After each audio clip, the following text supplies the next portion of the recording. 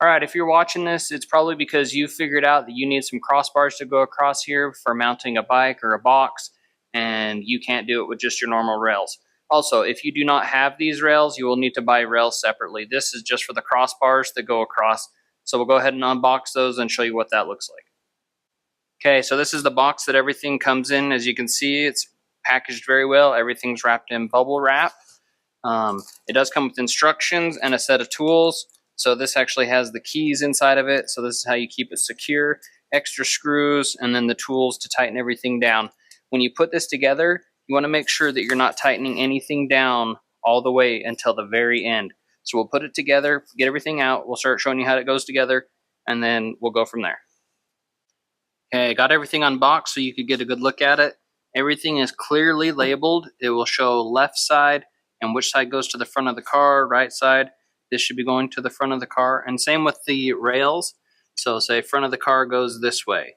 So when you go to put these on and slide them in here, you're going to want to remove these screws. So take these screws out, and then we'll slide this on, and then you're going to take these screws and screw them in here, and then make sure they're loose so it can still move around. So let's go ahead and do that.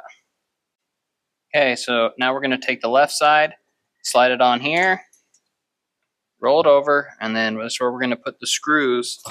And remember, when we tighten these down, we want them to still be loose so it's able to move back and forth.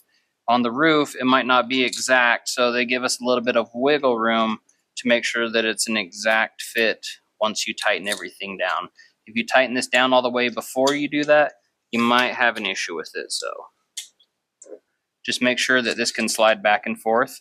So now what we need to do is grab the key, and we'll undo the key here. This will flip up, and then there's a screw in here that we need to loosen that will allow this to open up, and then that will fit over the rail on top of the 4Runner. So this whole piece comes off, and then this is the screw that we're after. So we need to loosen this, and then we'll be good to put it up on the roof.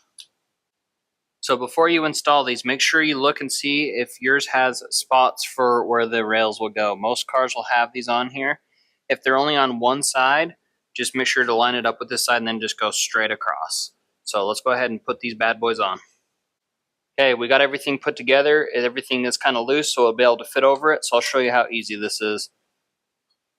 So easy, you can do this with basically one person. So it slides over that side, and then we just push this one down into position just like that.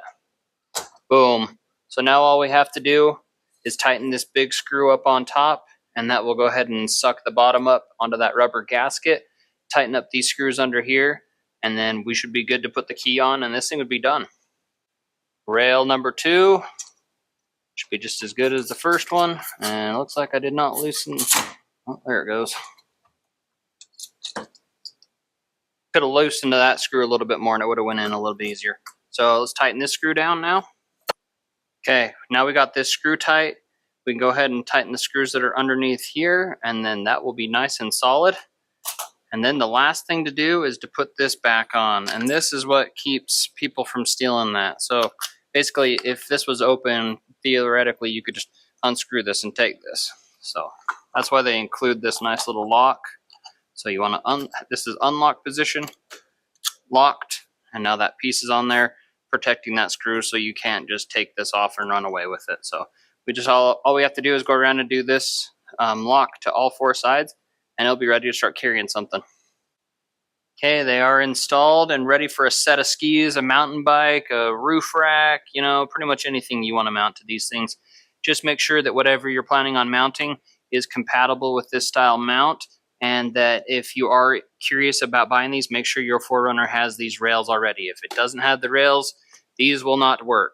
So make sure that you have the rails, and then whatever you're buying these for is compatible with it. But so far, these things are awesome. We're going to go ahead and throw a box up here.